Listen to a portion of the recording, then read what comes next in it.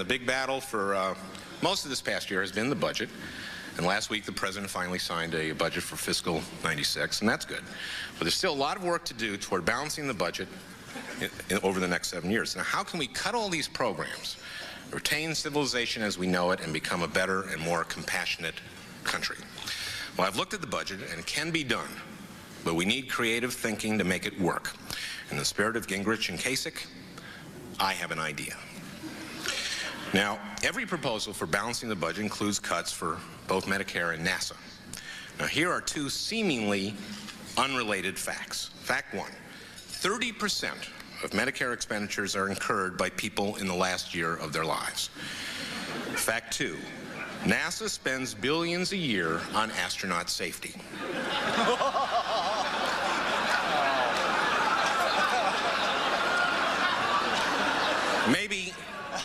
Maybe you see where I'm going.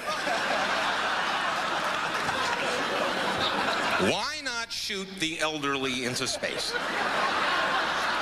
Now stay with me, because I'm not just talking about the budget here, I'm talking about science. Just think how many more manned space operations NASA could undertake if they didn't have to worry about getting the astronauts back.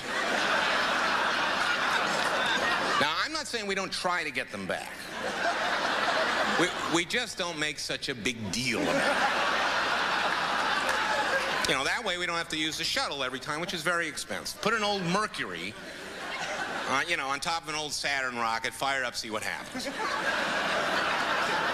And if the Houston, we've got a problem call comes, Mission Control can simply reply, best of luck, we're rooting for you.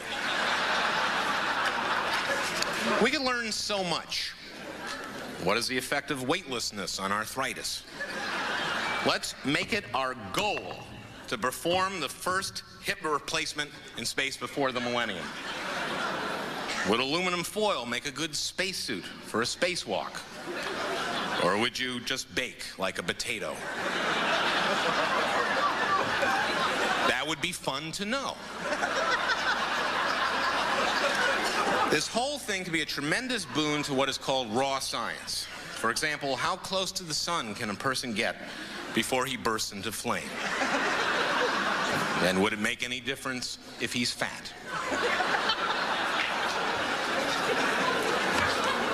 Now, here's another idea. I'm not a military expert, so I'm not sure that this is feasible, but here it is. From what I've read, I understand there is nothing more terrifying in battle than seeing enemy hordes charging at you with no regard for their own lives. Why have we always insisted on asking our young men and now our young women in the flower of their lives to risk themselves in combat? Why not, in the right situation, use a human wave of our elderly to scare the enemy? Now think about it. You're an Iraqi or a North Korean soldier. Suddenly over the horizon, you see a battalion of Americans. They won't attack, you think. America wouldn't risk the blood of its precious youth when it could simply employ its sophisticated, expensive weapons. Then you look through your binoculars. A chill goes down your spine. Retirees. Thousands and thousands of them. Each one older than the next. Each with a life expectancy of 3 or 4 years at most. You think to yourself, what do these people really have to lose? The worst 4 years of their lives? You're terrified. Then they charge. A slow charge, yes, but that makes it even more frightening. Now, admittedly, there's some kinks to work out. Mobilization would be tough. I don't know if you've ever organized a group of seniors for a theater trip. I don't think training would be that hard. It'd be just sort of like, you know, go out there and run. And this would give our World War II-era Americans a chance to contribute yet again to our country, just when they thought they were forgotten. I guess what I'm saying is, let's not just talk about our problems, let's talk about solutions.